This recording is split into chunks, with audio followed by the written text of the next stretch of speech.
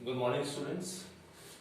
हमारी series Everest coaching institute से differentiation for class 10+2 में जो कंटिन्यू चल रही है, आज हम एक्सरसाइज 5.5 के कुछ क्वेश्चन डिस्कस करेंगे।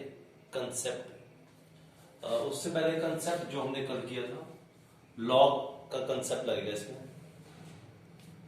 लॉग का कंसेप्ट लगेगा तो मैं एक बार रिवाइज करवाता हूँ आपको जल्दी जल्दी कि लॉग अगर दो फंक्शंस मल्टीप्लाई हो रहे हैं तो ये लॉग ऐड होगा, तो लॉग ए प्लस बेटा log B, that is one part.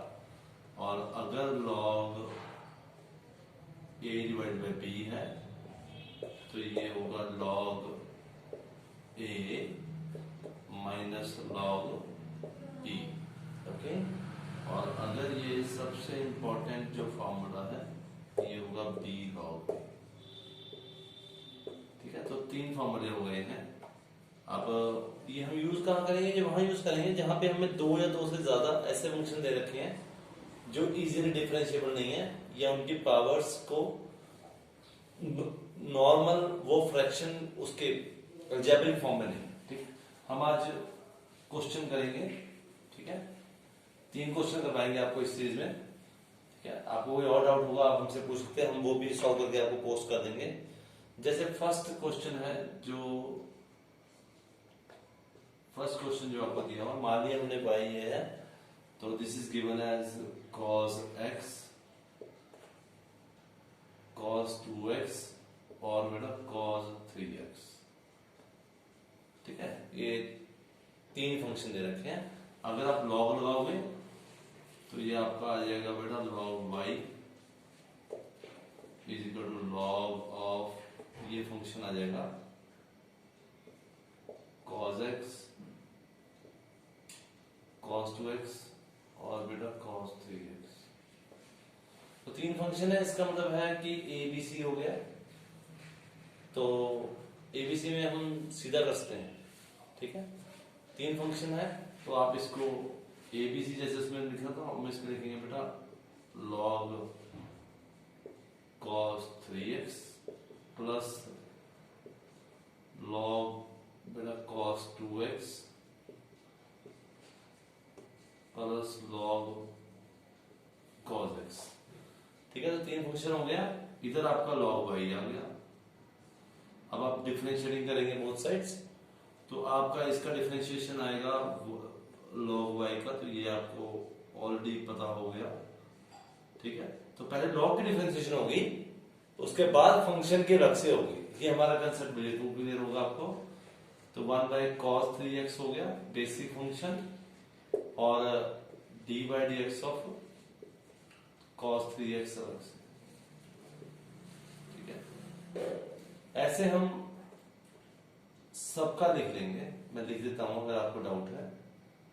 1/cos 2x into d/dx of cos 2x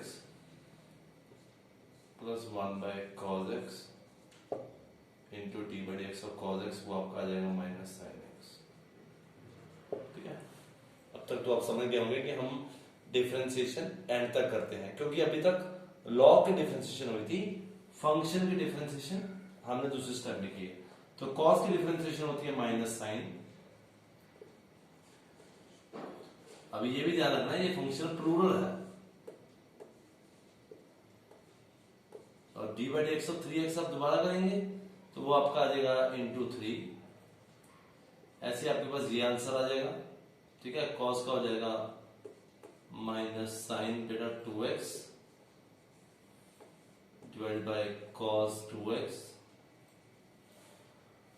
और d/dx of 2x का 2 आ गया बेटा, और प्लस ये रकम एज इट इज। जब इसको सॉल्व करेंगे और आप सीधा आंसर निकालेंगे। अब आप साथ साथ मेरे कर सकते हैं क्वेश्चन, आपको क्लैरिटी ज्यादा आएगी। तो ये y मल्टीप्लाई होगा उधर जाके, तो ये आपका cos x cos 2x और बेटा cos 3x, यहाँ पे ब्रैकेट आएगी। तो sine divide by cos tan होता है, तो ये आ जाएगा -3 tan 3x -2 tan 2x और -10x। ये आपका आंसर आ गया है। ठीक है, मैं रिपीट करता हूं, आपके पास कोई भी ऐसा फंक्शन है जिसमें मल्टीप्लिकेटिव प्रॉपर्टी लगानी मुश्किल है। मल्टीप्लिकेटिव प्रॉपर्टी आप इसमें लगा सकते हैं, पर फिर आपको मल्टीप्लाई बहुत बारी करना पड़ेगा।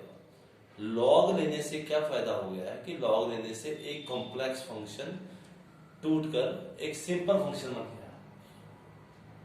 ये विजिबल है यहाँ पे कि ये कॉम्प्लेक्स फंक्शन था, तो मैंने लॉग लगाया तो ये अब सिंपलीफाई हो गया। तो मेरे पास 3 फंक्शन आ गए, इनको मैं अलग अलग डिफरेंशिएट करूंगा, और जब डिफरेंशिएट करके y इधर से क्रॉस मल्टीप्लाई होगा तो आपका आंसर आ जाएगा। तो ये log is used, I am repeating again, to curtail the complex functions. Got it? वो आपको क्लियर हो गया होगा, आपने नोट भी कर लिया होगा, साथ साथ सॉल्व भी कर सकते हैं आप, आपको और ज्यादा क्लैरिटी आएगी। फर्स्ट क्वेश्चन हमने कर लिया है। अब एक और क्वेश्चन करते हैं जहां पे आपको अलजेब्रिक फंक्शन दे रखा होगा, ओनली अलजेब्रिक फंक्शन, जिसमें कि नॉर्मली गलती बहुत ज्यादा होती है।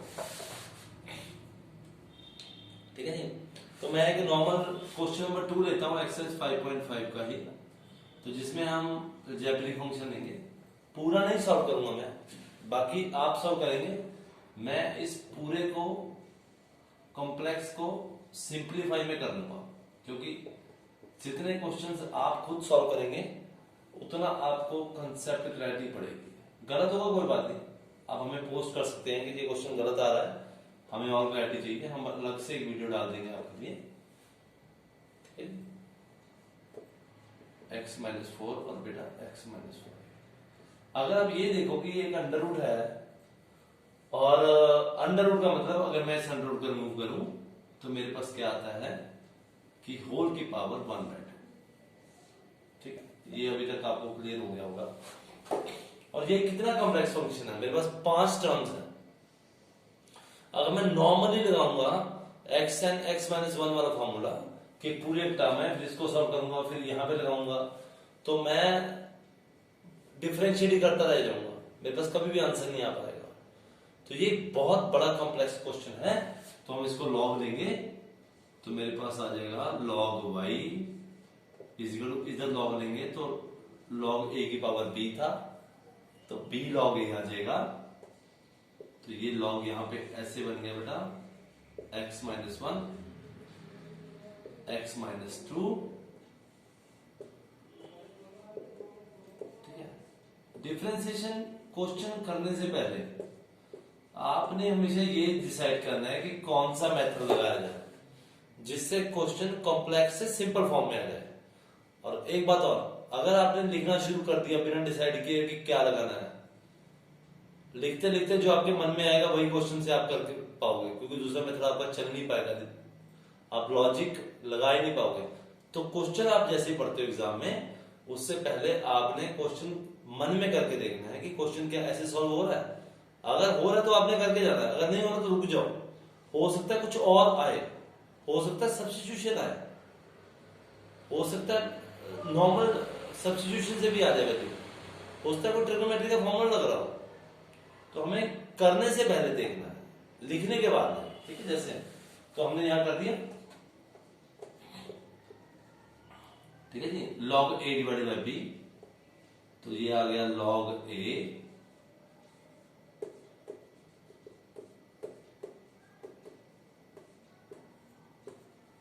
माइनस बेटा log b। ये पूरा एक फंक्शन है, तीनों इकट्ठे हैं।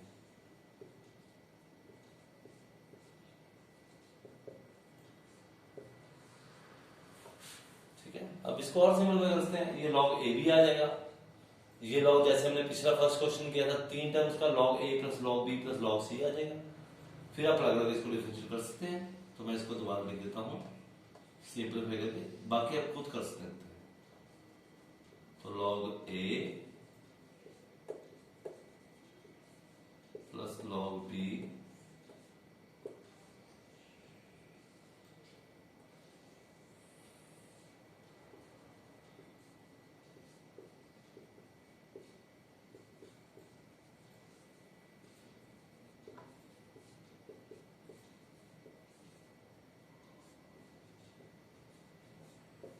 ठीक है। अब मेरे ख्याल आप इसको सॉल्व कर सकते हैं, डिफरेंशिएशन करेंगे तो ऐसे ही सॉल्व होता रहेगा, और इधर आप डिफरेंशिएशन करेंगे तो 1/y उधर जाके मल्टीप्लाई हो जाएगा।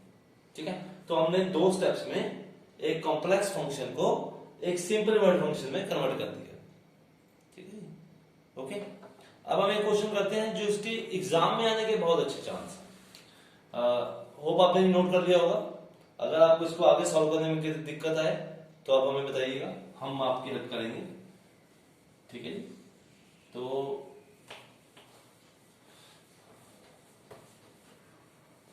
क्वेश्चन नंबर मैं सॉल्व करूंगा 9th,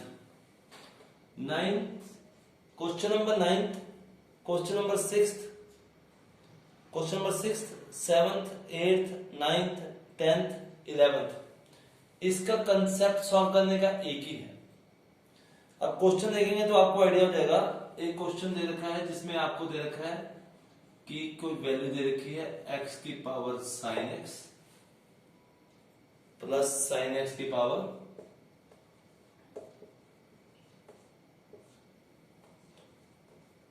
cos x। अब नॉर्मली इसमें स्टूडेंट्स काफी गलती करते हैं। वो कंसेप्ट तो ठीक लगाते हैं कि हमने लॉग लगाना है, पर लॉग पूरी टर्म पे लगा देते हैं, पर वो ऐसे नहीं होगा।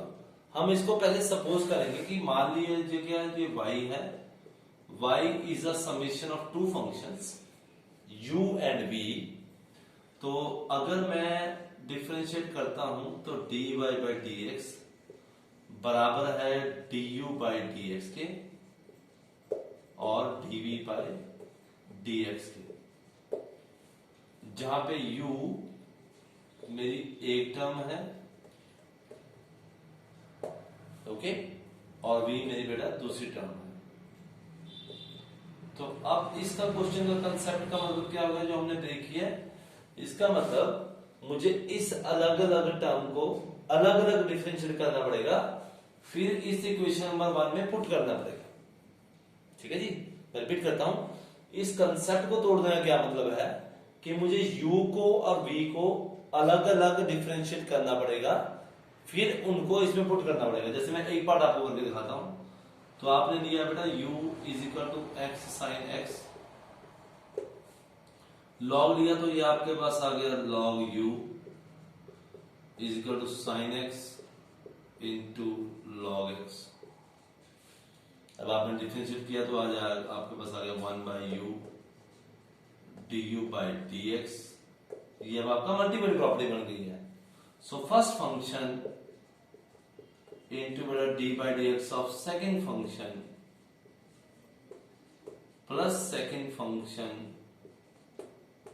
Into D by d x of first function. तो ये log x का आ गया 1/x। अब यहाँ पे x प्लूरल है log का, तो इसके डिफरेंशिएशन हम दोबारा नहीं करेंगे, और साइन की डिफरेंशिएशन आपको पता है cos होती है, तो मैंने ये ऐसे लिख दिया इंटू log x लगा दिया। अब ये u उधर जाके मल्टीप्लाई होगा, तो मेरा एक पार्ट का आंसर आ गया है du by d x is equal to x sine x। Normally बच्चे इसमें कंप्लीट करते हैं कि सर हमारा आंसर नहीं मैच हो रहा, तो आंसर मैच होगा नहीं, क्योंकि आपने u प्लस v के तरीके से नहीं किए। आपने सारा लॉग तो ले लिया है, पर आप उसको ब्रेक नहीं कर पाए। ठीक है, तो हमारे पास ये कंसेप्ट आ गया है। जैसे हमने u निकाला है वैसे अब v ट्राई कर सकते हैं।